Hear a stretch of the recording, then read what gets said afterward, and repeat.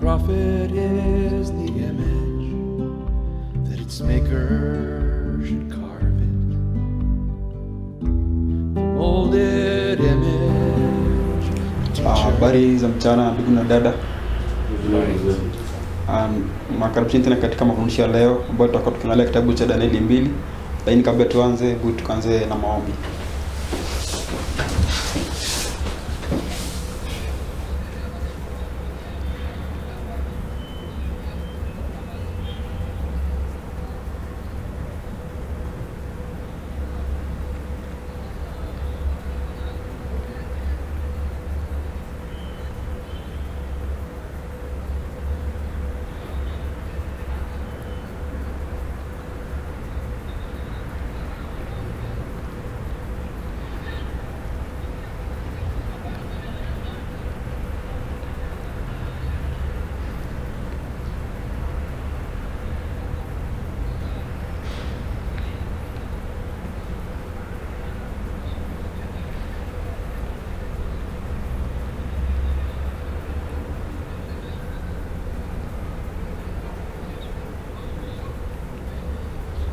Amen.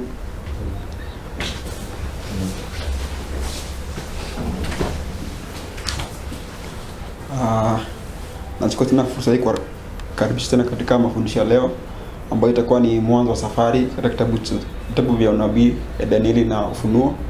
Lakini kabla tuende katika maelezo, ningependa kuwakumbusheni kuwa hapo awali tuweza kufanya mafundisho kuhusu umuhimu wa unabii.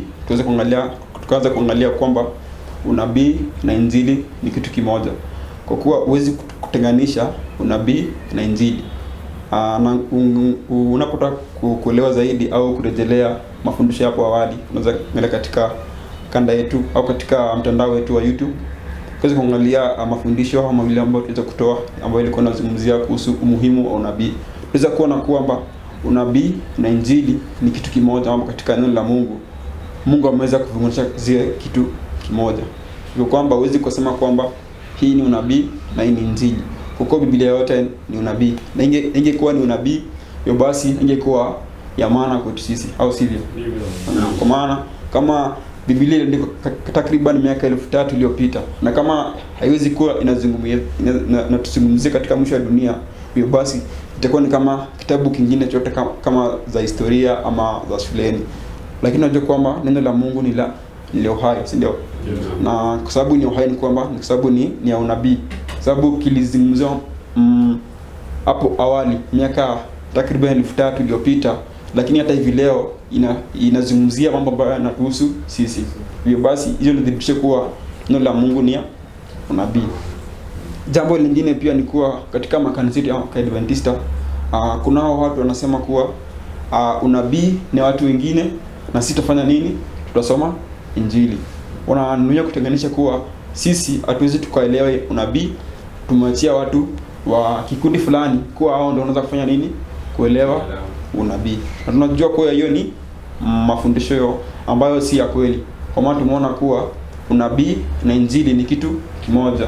Na huwezi kusema kuwa mimi nitasoma unabii au utasoma injili. Kwa kwamba ukifanya hivyo utakuwa unatenganisha kile ambacho Mungu amefanya nini? Ameunganisha kiwa kimoja. Hivyo basi katika mafundisho haya tutakuwa tukiangazia kitabu cha Danieli moja kwa moja hadi katika kitabu cha Ufunuo. Tutakuwa tunatoa ile dhana kwamba unabii ni kigumu, si ndio? Watu wanasemanga unabii hakieleweki au ni ngumu zaidi. Lakini katika mafundisho yetu ya leo tutakuwa tukiona kwamba unabii sio mafundisho magumu sana vile ambavyo inaelezewa na watu wengine, ama vile ambavyo watu wengi wanaamini kwamba unabii ni kigumu, hakiwezi kueleweka. Katika safari yetu ya unabii ambayo tutaanza leo katika kitabu cha Danieli 2, tukienda moja kwa moja katika kitabu cha Ufunuo, tutaona kuwa unabii sio mafundisho magumu hivyo ambavyo watu wanadhania kwa ni gumu, bali ni neno la Mungu. Na Mungu anapotoa unabii anapeana na nini? Anapeana na tafsiri lake, si ndio? Mungu akaweza kupeana unabii na pasipokuwa na tafsiri. Hivyo basi kama hatuelewa mapungufu sio kwake Mungu bali ni kwetu kwetu sisi, kwa maana mafikara yetu na mambo mengi yanatuzia kuelewa neno la Mungu. Unapoenda katika maelezo, tunasoma katika aya ya kwanza inasema kuwa sisi, kitabu cha Roho na Nabii, Counsels to Workers, ukurasa 41 aya ya kwanza inasema hivi: sisi kama Waadventista tumeitwa kibinafsi kuwa wanafunzi wa nabii. Sisi kama nani? Waadventista. Tumeitwa kifamilia, kikundi, au tumeitwaje na Mungu?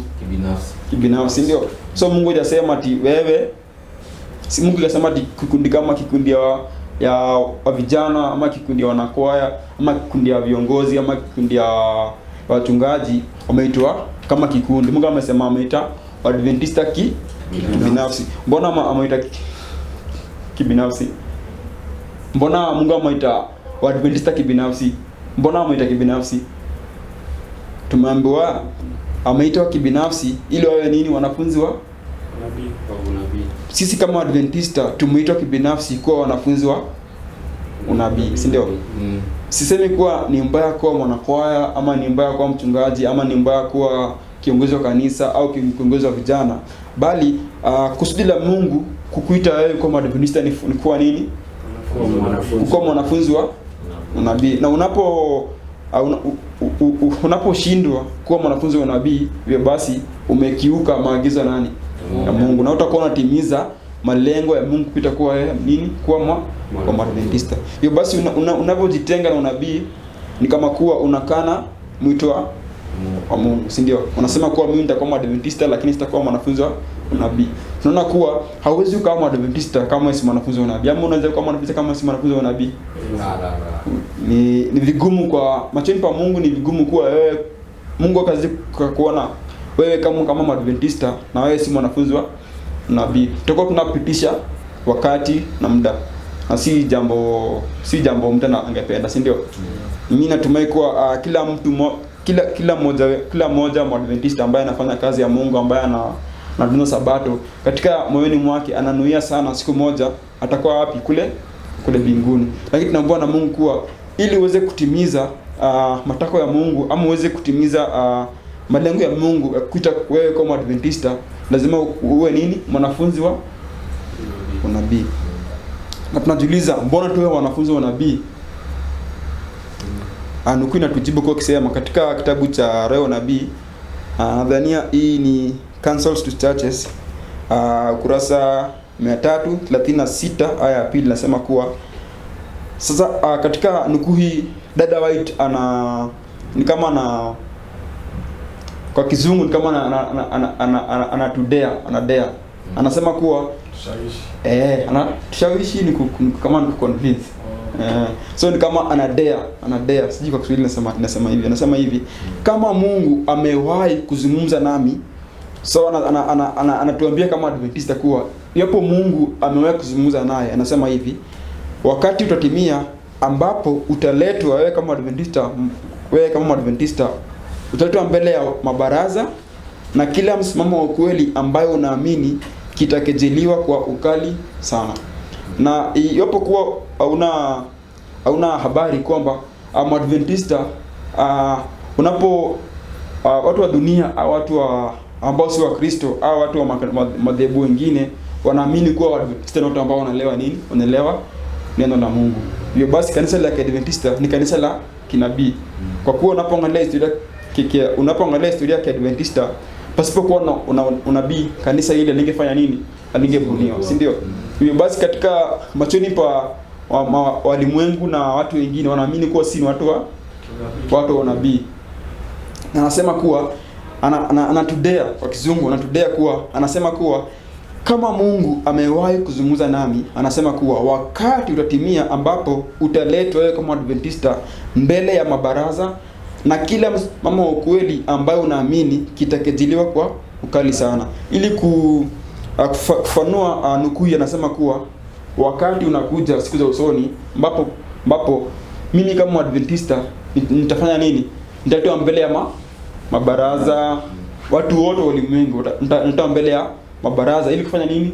Kutetea imani yangu, si ndio? Swali ni nikija mbele ya mabaraza watakuwa wanauliza mambo ya Biblia, si ndio? Na mambo ya kinabii. Na kama sitakuwa na uwezo wa kuelezea imani yangu, nitafanya nini? Imani yangu itaanguka. Ni kama vile Danieli. Wakati ambapo alimfalme yetu ndio ambapo tutaangalia hivi karibuni, wale waganga na wachawi walikuja mbele ya mfalme, lakini hawakuwa na uwezo wa kuelewa nini? Unabii. Lakini Danieli alipokuja, akafanya nini?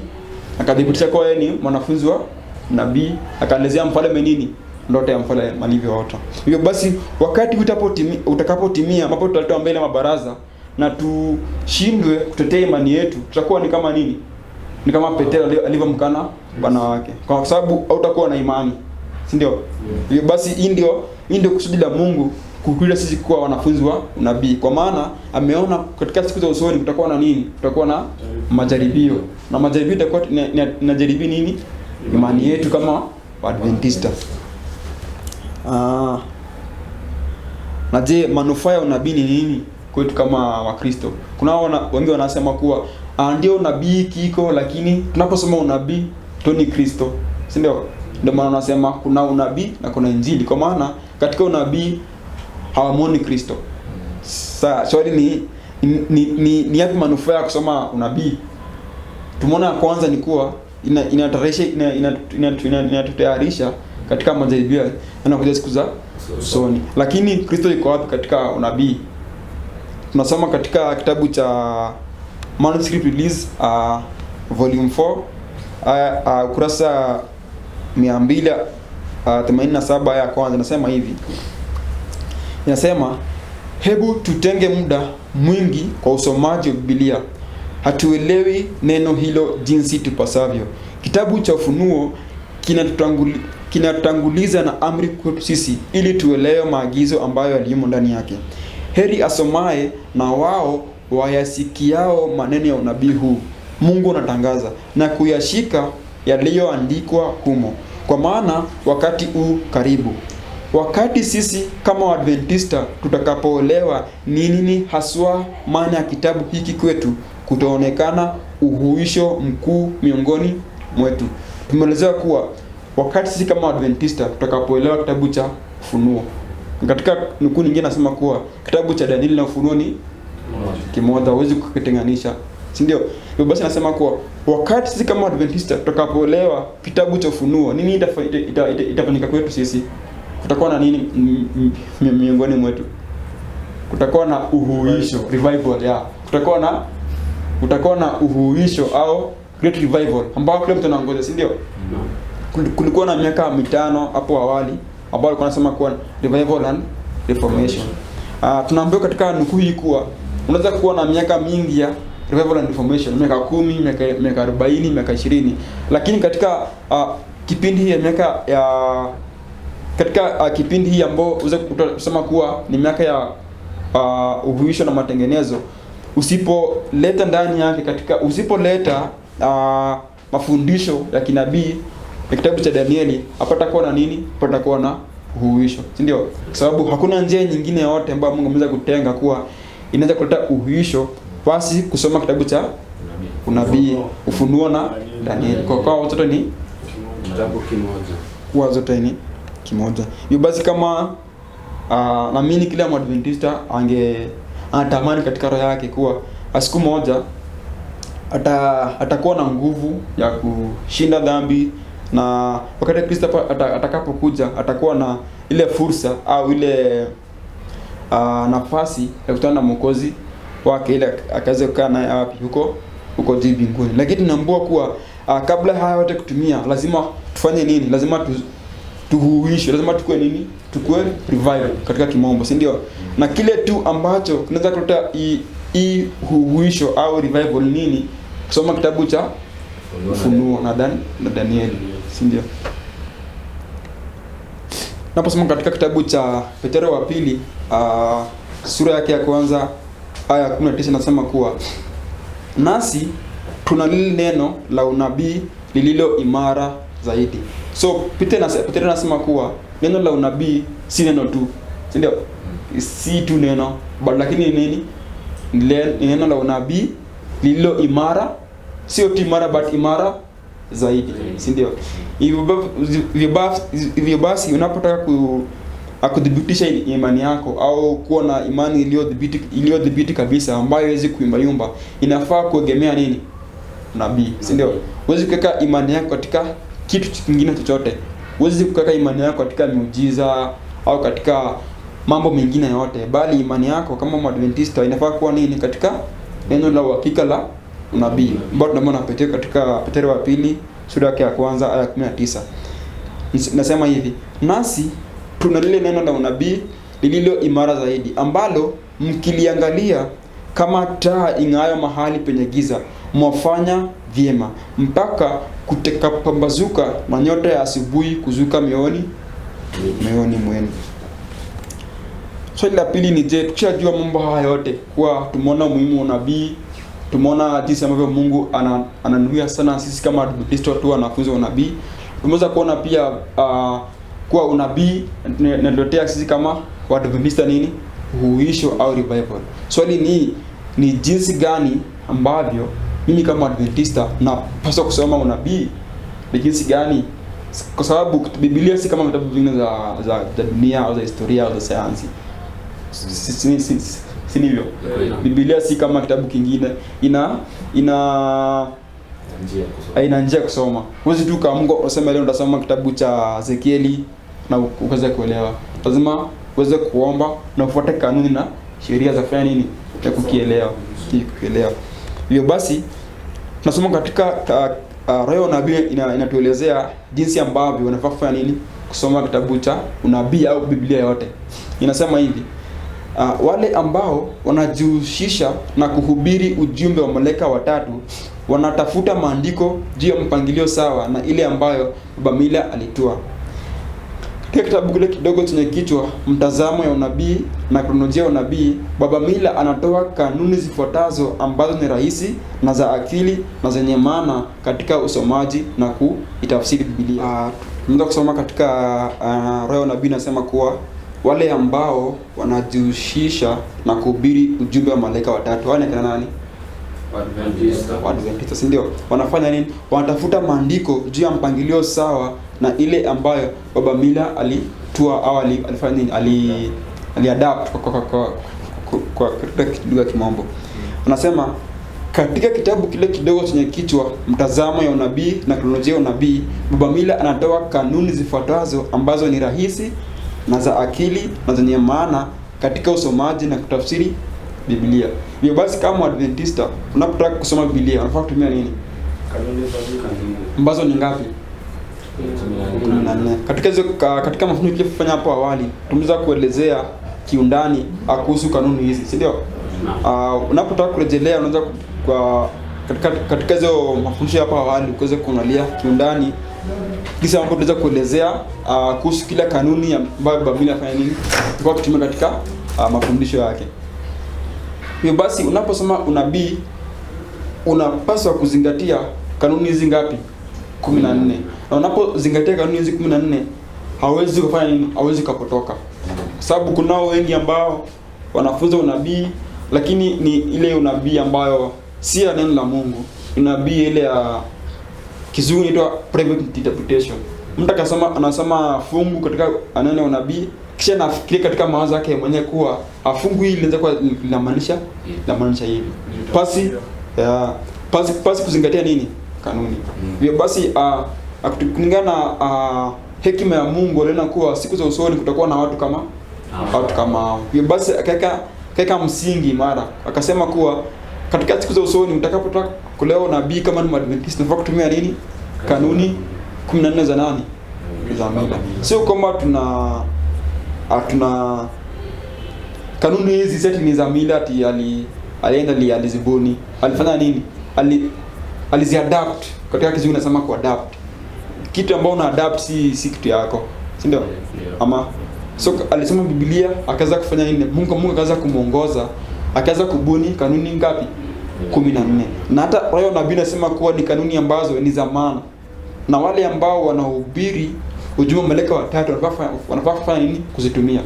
Basi iwapo kama ni Adventista unanuia kuhubiri ujumbe wa malaika watatu unafaa kufanya nini? Kutumia kanuni hizi 14. katika mafundisho ya leo tutakuwa tukianza ambayo tunasema kuwa ni safari kutoka Danieli hadi Ufunuo, tukienda hatua hadi hatua, na tutakuwa tukienda kwa mwendo ambayo unaweza kufanya nini, unaweza pia ukafuata polepole. Tutakuwa tunaenda kwa hatua.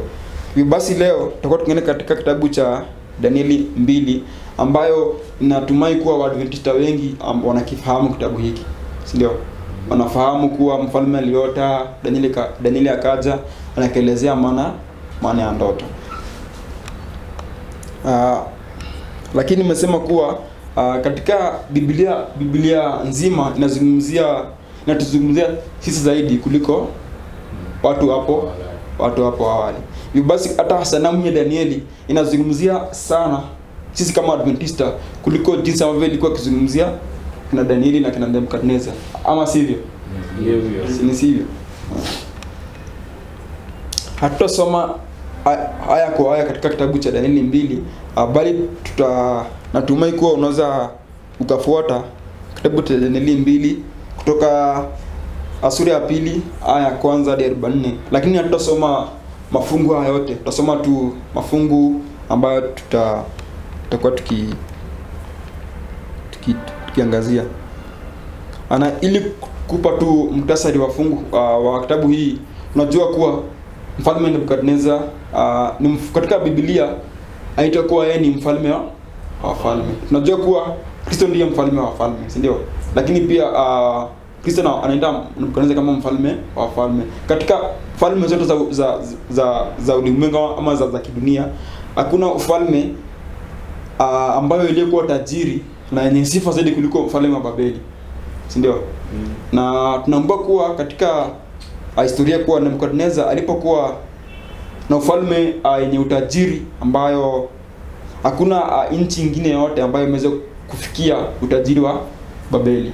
So hivyo basi katika siku moja alipokuwa maybe akiwa katika zile za kila siku, alikuwa na fikara, akajiuliza kuwa baada ya Babeli nini itafanyika. Alikuwa na haja ya kujua nini tokea siku za usoni. Na katika fikara hizi katika alipokuwa amelala, Mungu akampa nini?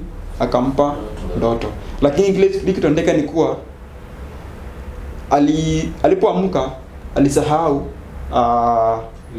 ile ndoto. Lakini ile feeling au ile hisia kuwa alikuwa ameota ilikuwa bado na moyoni mwake. So alitaka sana kujua ni nini ndoto na ni nini maana ya ile ndoto. Na tunajua kuwa mfalme akaita waganga, wachawi, wakaldayo wakuja kumuelezea. Lakini afanya nini? Walishindwa. Na tunajua Danieli baada ya kuomba, Mungu alimfanyia nini? Kaza kumfumbulia ile ndoto. Hapo katika chati hii tunajua kuwa hii ndio ndoto ya mfalme.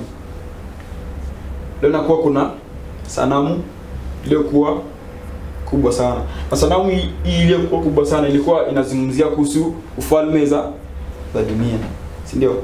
Naam. Sasa tunaweza tukasoma katika Danieli 2.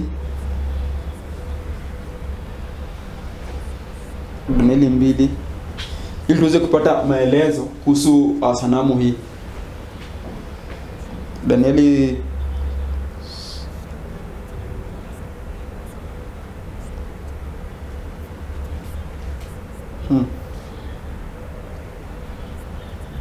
Danieli sura ya 2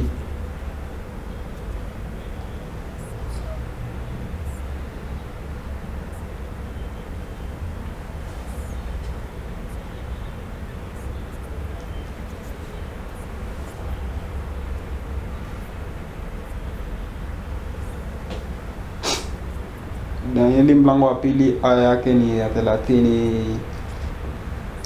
30. Tutaanza katika aya yake ya 30. Danieli mlango wa 2 aya 30. Inasema kuwa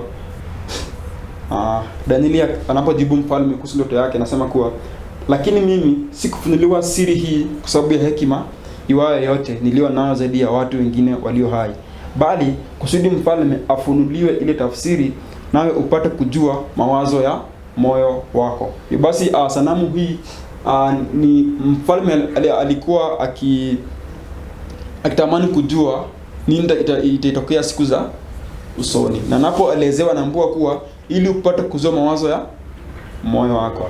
Wewe mfalme uliona, tazama sanamu kubwa ambayo ni hii. So Danieli anamuelezea katika aya 31. Wewe mfalme uliona, na tazama sanamu kubwa sana. Sanamu hii iliyokuwa kubwa sana na mwangaza wake mwingi sana ilisimama mbele yako, na umbo lake lilikuwa lenye kutisha. Na sanamu hii kichwa chake kilikuwa cha dhahabu, kama unapoona kuwa kama hii ni rangi ya dhahabu. Kifua chake na mikono yake ni ya fedha. Kifua na mikono yake ni ya fedha. Tumbo lake na viuno vyake ni vya shaba. Tumbo lake na viuno vyake ni vya shaba. Hiyo ni 3. Kisha nasema kuwa miguu yake ni ya chuma. Na nyayo za miguu yake nusu chuma na nusu ya udongo. Nyayo za miguu nusu chuma na nusu udongo. Nawe ukatazama hata jiwe likachongwa bila kazi ya mikono. Na kuwa jiwe hili ambalo likachongwa bila kazi ya mikono.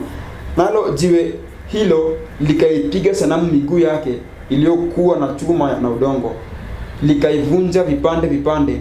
Ndipo kila chuma na ule udongo na ile shaba na ile fedha na ile dhahabu vilivunjwa vipande pamoja, vikawa kama makapi ya viwanja vya kupepeta wakati wa hari.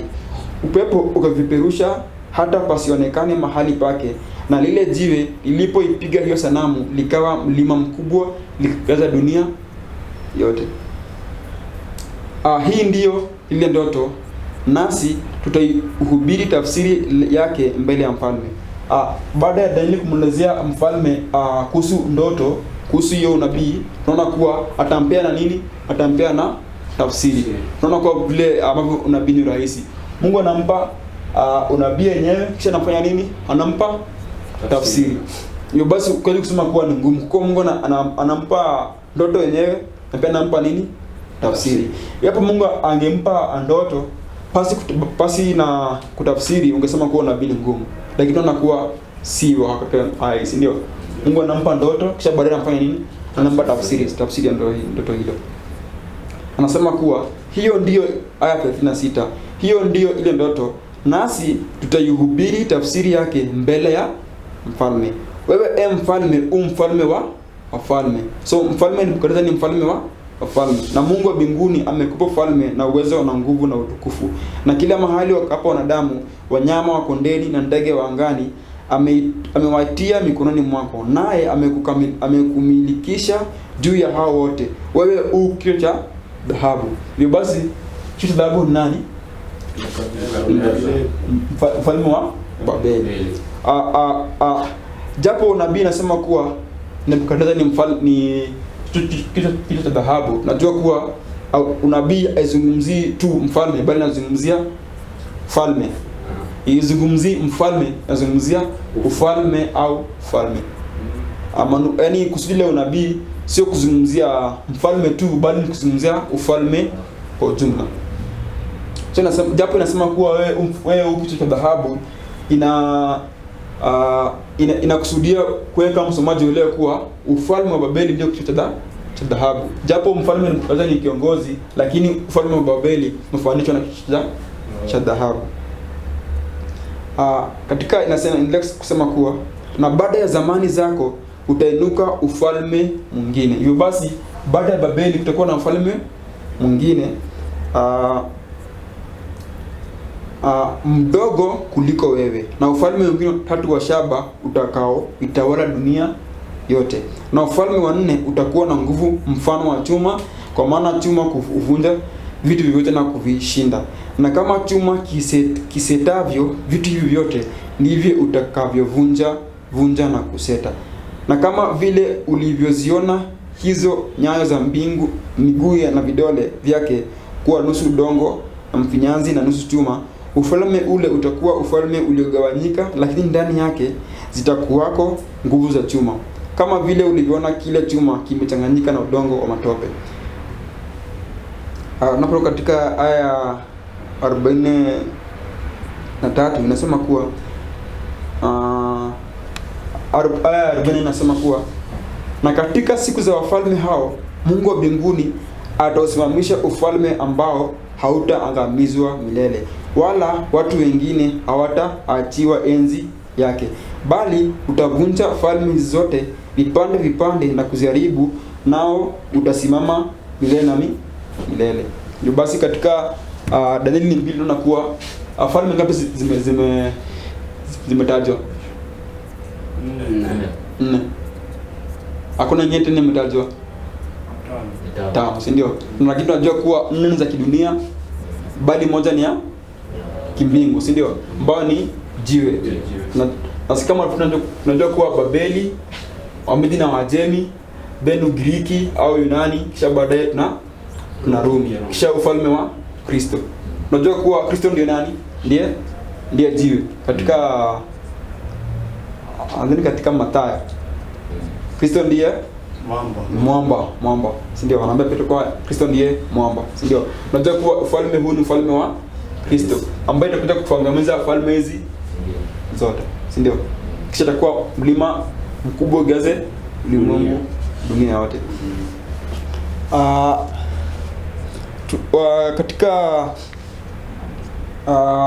Kunaweza kuwa na swali kuwa kunazo falme za Misri, kunazo Asiria, mbona hazitajwa katika unabii? Na vile tunajua kuwa ni falme katika unabii, lakini tunaona katika ndoto ya mfalme falme hizo zinafanya nini? Zaweza kutajwa, ndio? Unajua tunapoangalia falme za unabii tunaangalia kulingana na vile ambavyo vimetajwa katika unabii katika Danieli 2. Na tunaona kuwa unabii zingine zote zinafanya nini? Zinarudia ndoto ya mfalme. Zitakuwa ziki ni kama katika kimombo ni kama ndio skeleton ya unabii zingine zote. Ni kama hii ndio msingi. Unapoelewa hii, unaanza sasa kuelewa Danieli 7, Danieli 8, 11 hata Ufunuo. Basi tunaona kuwa Mungu katika Danieli 2 Mungu ameweza kupeana historia ya dunia kimuktasari, as in summary, yani kwa kizungu muktasari. Katika Danieli 2 ameweza kupeana historia ya falme hizo zote kimuktasari. Kwa ufupi. Katika leseni ya kota ya kwanza ya mwaka ilikuwa nazungumzia kuhusu Ufunuo na Danieli. Revelation. Ilikuwa nazungumzia Ufunuo na Danieli. Nilipokuwa tukisoma katika kitabu cha Ufunuo 17, tunaona kuwa walipokuwa kihesabu ufalme za unabii, walikuwa wanahesabu kuanzia Misri, Asiria, Babeli na Rumi. Tunaona kuwa hiyo zikakaa kweli, si ndio? Kwa kuwa unabii na falme za kinabii ni kuanzia wapi? Babeli. Huwezi kuanzia Misri, kwa kuwa Misri katika ndoto hii haiweza kutajwa.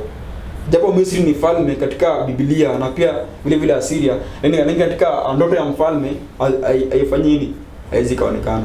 Hivyo basi unapoanza kuhesabu falme za dunia ama falme za kinabii za dunia, unaanza kuhesabu kutoka katika falme ya Babeli, Wajemi, Giriki, Rumi, ukaendelea mpaka mwisho.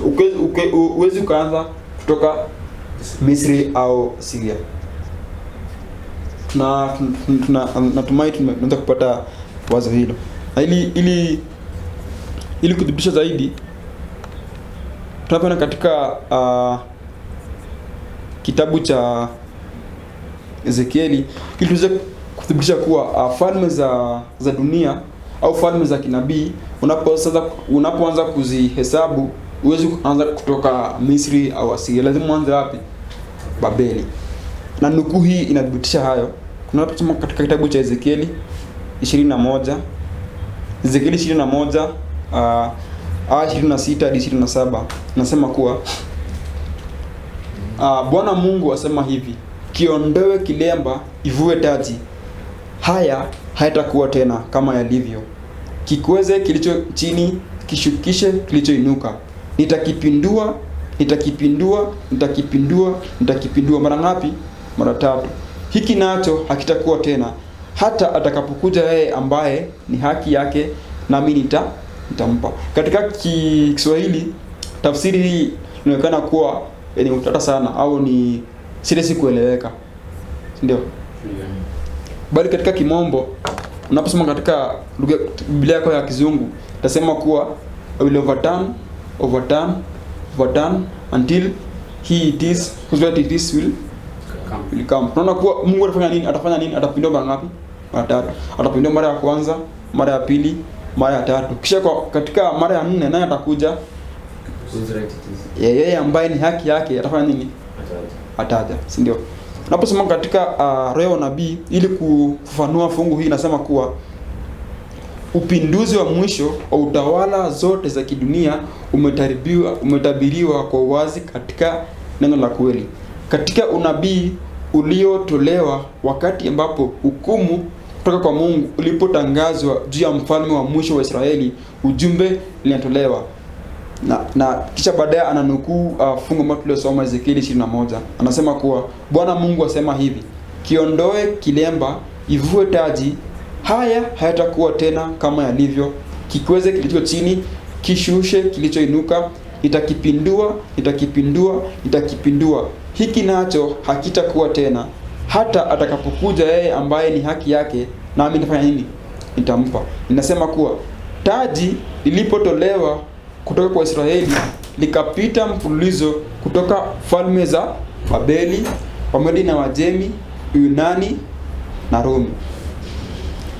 Mungu anasema hakitakuwa tena hata atakapokuja yeye ambaye ni haki yake, nami nitafanya nini? Nami nitampa.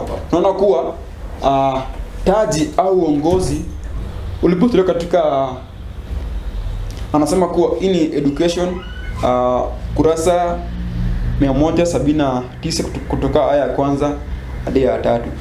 Tumeona kuwa taji lilipotolewa kutoka kwa Israeli likapita mfululizo kutoka falme za Babeli, Wamedi na Wajemi, Yunani na kisha baadaye Rumi.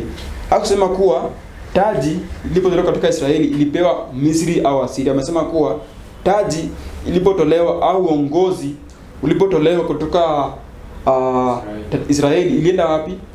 Babeli, kisha baadaye Yunani, Wamedi na Wajemi, kisha baadaye Yunani, kisha baadaye Rumi. Hakusema kama ilianzia Misri ikaenda Asiria, kisha baadaye Babeli, kisha baadaye Yunani. Amesema kuwa inaanzia Babeli, Wamedi na Wajemi, Yunani na Rumi.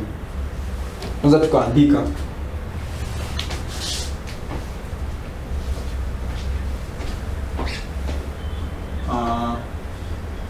tandika kuwa kulingana na Ezekieli 21 tunaona kuwa Mungu amesema atakipindua mara ya kwanza, mara ya pili atakipindua,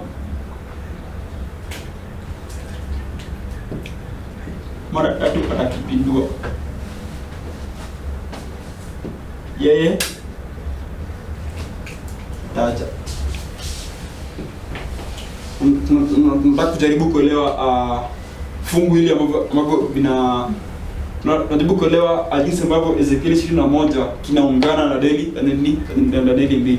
Atumeambiwa kuwa taji au uongozi ulipotolewa katika Israeli ulipewa falme za Babeli, Wamedi na Wajemi, kisha baadaye Yunani, kisha baadaye katika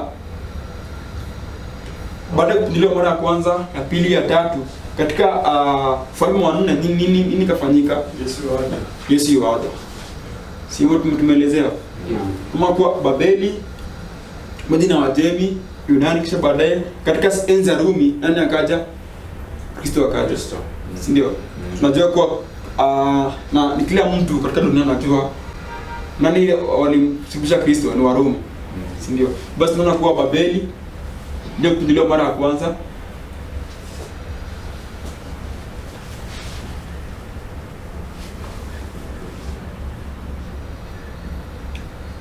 Babeli, Wamedi na Wajemi,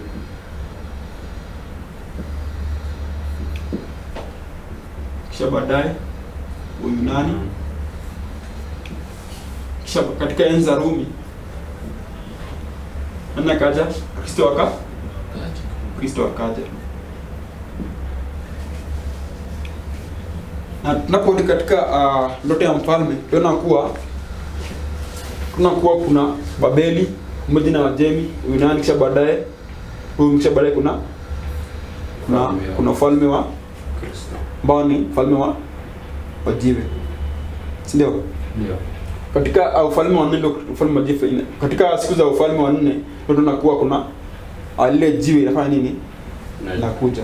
Tumeona kuwa haya yote yafanya nini? Inaweza kutimia katika enzi hapo za awali. Babeli ilianguka, Medo kaanguka, Uyunani ukaanguka. Kisha baadaye siku za Rumi nani akaja? Kristo akaja, ambaye ni nani? Ambaye ni jiwe.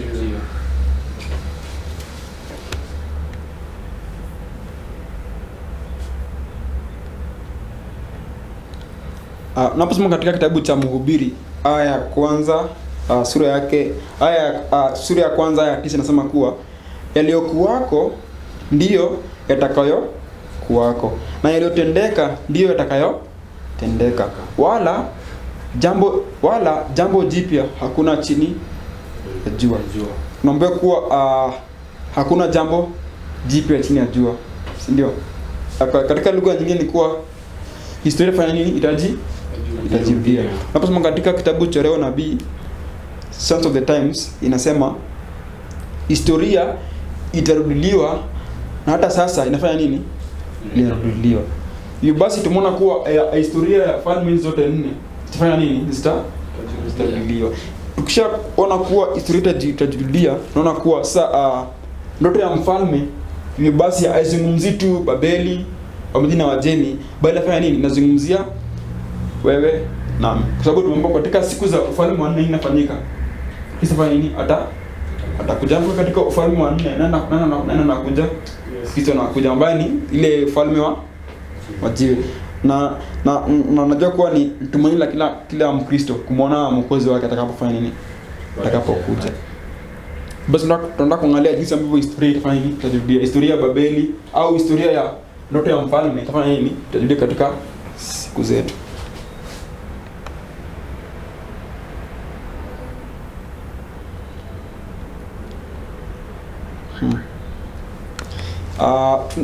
Tunapoamini kuwa historia itajirudia, si ndio? Inamaanisha kutakuwa na falme ngapi sasa za unabii? Historia ikijirudia kutakuwa sana falme ngapi za unabii? 8, si ndio? Kwa sababu kumekuwa na 4 tayari. Hapo historia inajirudia kutakuwa na ngapi? Kutakuwa na 4 zingine. Zote zitakuwa ngapi? 8 kwa jumla. Na hata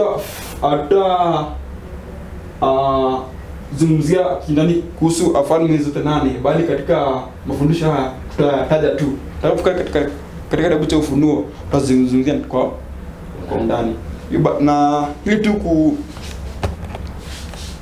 kwa kifupi ni kuwa falme hizi 8 zimeelezewa katika kitabu cha Ufunuo 17. Inapozungumzia wafalme wa 7 tunakisha mfalme wa 8. Ufunuo 17. Na katika Ufunuo 17 unajua kuwa kuna falme 7 kisha kuna falme wa 8. Tunapoanza kuhesabu falme za Biblia tunaanzia wapi? Kama tumeambiwa taji kutolewa katika Israeli kaenda wapi? Babeli. Haikwenda Misri ama Asiria, wapi? Babeli.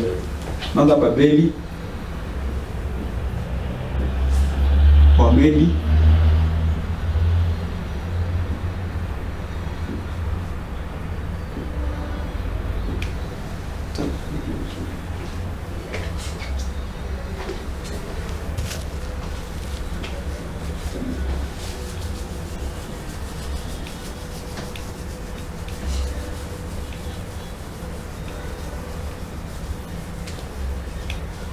wafalme 8: Babeli, Wamedi na Wajemi.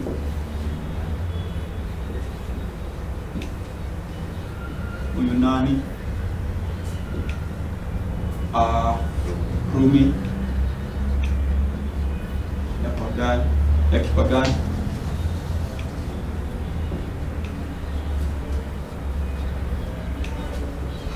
Rumi ya kipapa. Kisha baadaye kuna Amerika,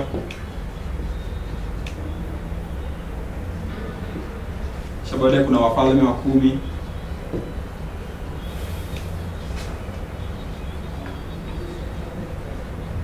au baadaye kuna Rumi ya sasa.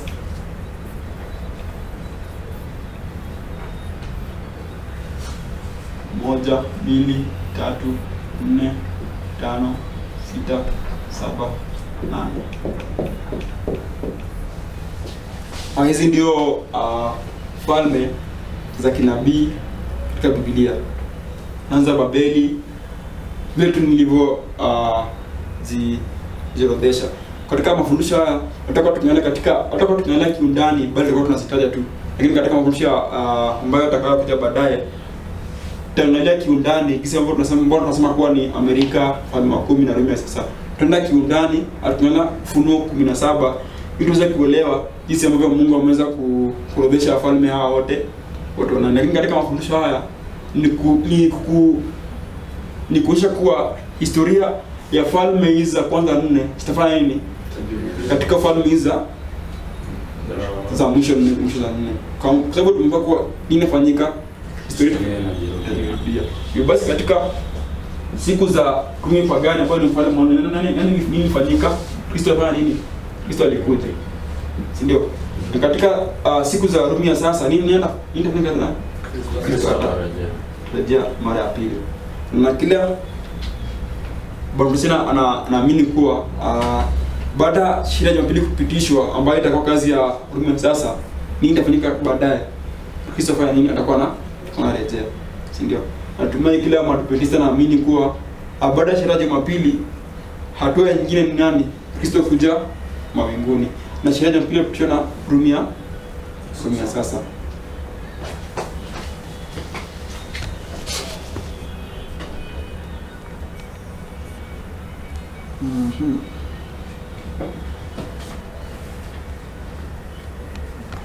Hivyo basi tunapoona kuwa ni sanamu hii inatuzungumzia sisi zaidi kuliko hata vile ambavyo ilivyokuwa ikizungumzia kina Danieli na kina Nebukadneza.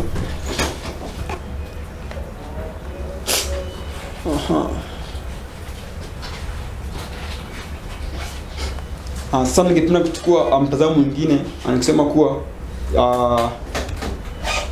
kabla tukatamatisha, ningependa kuchukua mtazamo mwingine na kukuelezea kuwa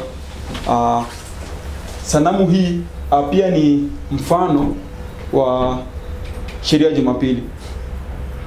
Sanamu hii ya Danieli 2 ni ishara ya sheria ya Jumapili. Tunasoma katika Roho ya Nabii 15 MR nasema kuwa mchanganyiko wa kanisa na serikali umewakilishwa kwa chuma na udongo. Mchanganyiko wa nini? Kanisa na serikali. Je, hiyo inamaanisha nini? Mchanganyiko wa kanisa na serikali inamaanisha nini? Au inatukuza nini? Tunaposema mchanganyiko wa kanisa na serikali, tunazungumzia nini haswa kama wanafunzi wa nabii? Sheria ya Jumapili au ile sanamu ya mnyama au image of the beast, ndio mchanganyiko wa kanisa na serikali. Sasa tunaomba kuwa mchanganyiko wa serikali na kanisa umewakilishwa na kwa chuma na udongo. Na tunajua kuwa baada ya mfalme Nebukadneza kuelezewa kuhusu ndoto hii, katika sura inayofuata Danieli 3, mfalme anafanya nini? tunaweza sanamu iliyo sawa kama naye alielezwa na Danieli, si ndio? Lakini anafanya yote hiyo ni ya dhahabu. Kwa kuwa aliweza kusema kuwa hakuna mwingine ambaye atakuja kumtoa uongozini. Anapoweka sanamu ile ya dhahabu, anawaamuru wote fanya nini? Waweze kuiabudu, na wanaokataa anafanya nini? Tupo katika tanuru la moto. Tunaona vile vile katika Danieli 3 tunaelezewa kuwa sanamu hii ni ishara ya sheria ya Jumapili. Tunasoma katika kitabu cha Great Controversy ukurasa wa 443 aya ya 2.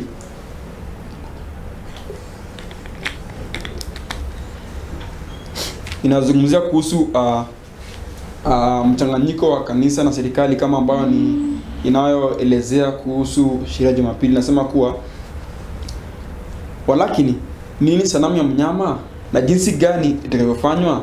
Sanamu inatengenezwa na mnyama mwenye pembe mbili, nayo ni sanamu ya mnyama yule wa kwanza. Ndio pia sanamu ya mnyama. Hivyo basi, ili kujifunza na jinsi gani sanamu ilivyo na jinsi gani itakavyofanywa, sharti tudurusu sifa ya mnyama mwenyewe, upapa. Wakati ambapo kanisa la kale ilipokuwa na uozo na kuachana na urahisi wa Injili na kuyakubali kanuni na tambiko za mapagani, kanisa lilipoteza roho na nguvu ya Mungu. Na ili kuongoza akili za watu, lilitafuta usaidizi kwa nguvu za serikali. Matokeo yalikuwa ni upapa. Hivyo basi, mchanganyiko wa serikali na kanisa inazalisha nini? Upapa. Kanisa ambalo linaongoza nguvu za serikali na kuzitumia nguvu hizi ili kuendeleza matakwa yake. Hiyo ndio ile sanamu mnyama au image of the beast. Ni kuwa kanisa linaongoza serikali, inatumia serikali ili kufanikisha malengo yake, ili kuwatesa wale ambao wanakiuka sheria zake, kama vile ambavyo mfalme alivyofanya. Walipokataa kuinamia sanamu, aliwatesa wale wa marafiki wa Danieli 3. Nasema kuwa na kuzitumia nguvu hizi ili kuendeleza matako yake, hasa katika kuyadhibu wasi. Ili Amerika kuifanya sanamu ya mnyama, lazima nguvu za dini ziongoze serikali. Ilikuwa mamlaka ya serikali zitatumiwa pia na kanisa ili kufanikisha matako ya kanisa. Basi tunaelezewa kuwa katika siku za mwisho au katika sheria ya Jumapili, ile nguvu ambayo itatengeneza ama ile sanamu ya mnyama itakuwa inatengenezwa katika nchi ya Amerika. Na ili tengenezwe ni kuwa sharti kanisa hiyo inaongoza serikali au inatumia serikali ili kufanikisha malengo yake, na hiyo ni sheria ya Jumapili. Na tumeelezewa kuwa imefanishwa na nini? Na udongo na chuma, si ndio? Tunaona waziwazi kuwa sanamu hii haizungumzi tu Babeli, Medina, Wajemi, Uyunani na ikaachia hapo. Inazungumzia pia mwisho wa dunia, si ndio? Inazungumzia kuhusu sheria ya Jumapili.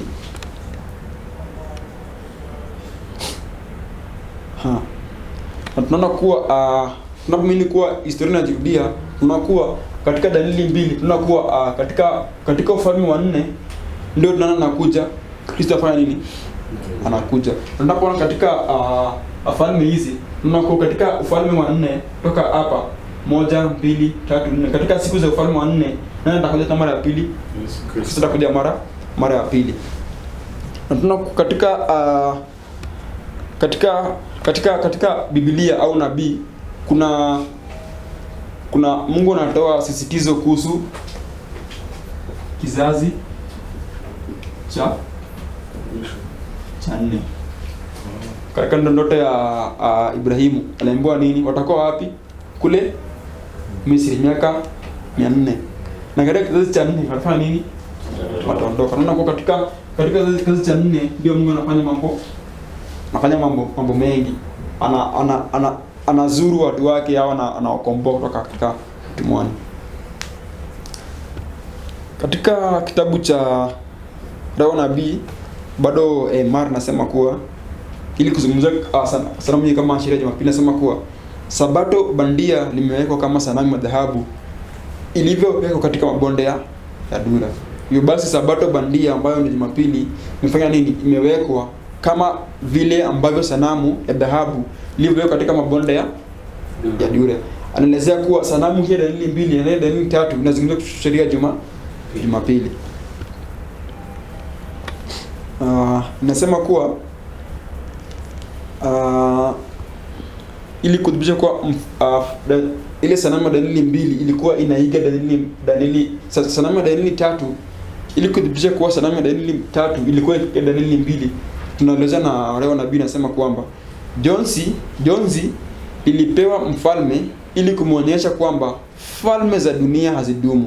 Kwa sababu alieleza kuna dhahabu, kisha baadaye kuna shaba, kuna fedha, shaba, kisha baadaye vyuma. Alielezea kuwa falme za dunia ambazo ni hizi hazifanye nini?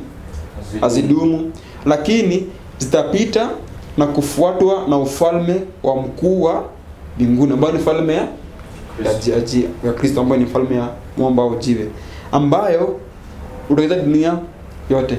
Lakini Nebukadnezar aliamua kutengeneza sanamu kama ile aliyoiona, bali tu hili lilitengenezwa kwa yote kwa dhahabu. Mkisha kuona jinsi ambavyo kuna falme nane za dunia, na tutaenda kwa tutazirudia kwa undani tusoma katika kitabu cha Ufunuo 17. Na ili kutamatisha, tumeelezewa kuwa sanamu ya dalili mbili inazungumzia sana kuhusu sheria ya Jumapili, sivyo? Hivyo basi Mungu alipokuwa akitoa jozi kwa mfalme, alikuwa na sisi kama Adventista kwa mawazo zaidi kuliko alivyokuwa na mfalme kwa mawazo yake, si ndio? Kwa sababu ilikuwa inazungumzia mwisho wa dunia na mwisho wa ulimwengu. Basi natumalizia kuwa sanamu hii ni ishara ya sheria ya Jumapili, ambayo ni mchanganyiko wa udongo na chuma, ambayo pia ni kanisa kuongoza serikali, si ndio? Katika kitabu cha Wathesalonike wa pili nazungumzia mpinga Kristo. Kweli si kweli? Naam. Inazungumzia mpinga Kristo, antichrist. Okay.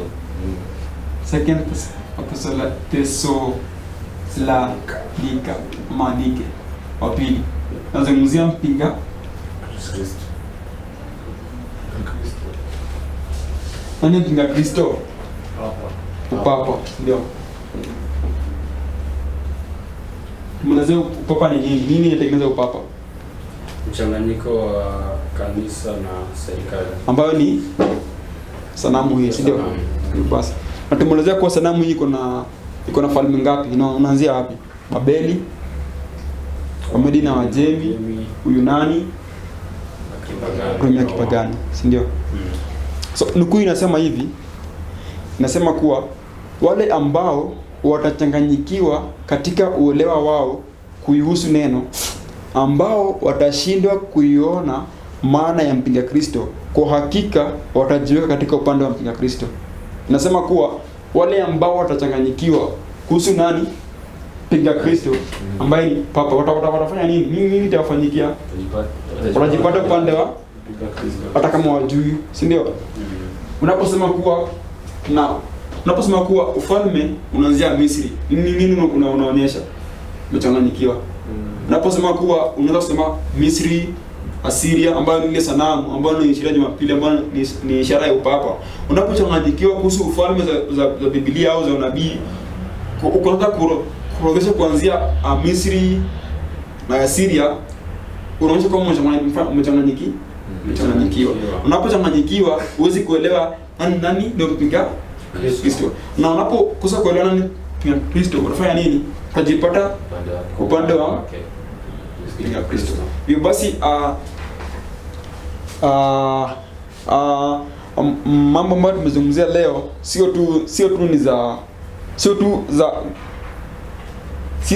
si za kimzaha, bali mambo ambayo anaanza kuamua ukombozi wako au kupotea kwako. Tumeelezewa kuwa unapochanganyikiwa, hata kama unaweza kukaa Mwadventista na uweze ushinde kuelewa kuhusu falme hizi 8. Tumeelezewa kuwa ili itakapo kutendekea utajipata wapi?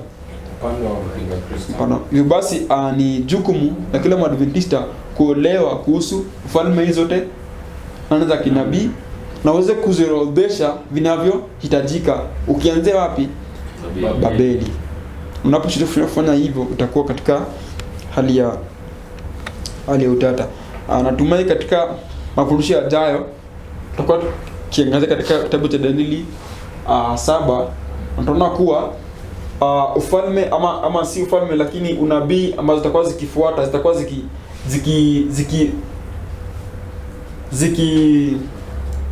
build on ama zikiegemea au zikirejelea ufalme wa Danieli, zikirejelea ndoto ya mfalme katika Danieli 2. Zitakuwa zikitengeneza kutokana na msingi wa Danieli 2. Hivyo basi hii ndio msingi. Na tumeona kuwa hakuna jambo gumu katika msingi. Mungu anatoa ndoto, anatoa na tafsiri lake. Utakapofika Danieli 7, Mungu atafanya nini? Atarudia yale ambayo alieleza kunena hapo awali. Natumai kuwa umeweza kubarikiwa, na tutapokwenda katika kitabu cha Danieli 7, 8, 11 hata Ufunuo, utakuwa unafuata kwa ukaribu sana ili uweze kuelewa unabii. Fikia hapo tunafikia kikomo, na hebu tukaanze kumaliza na maombi.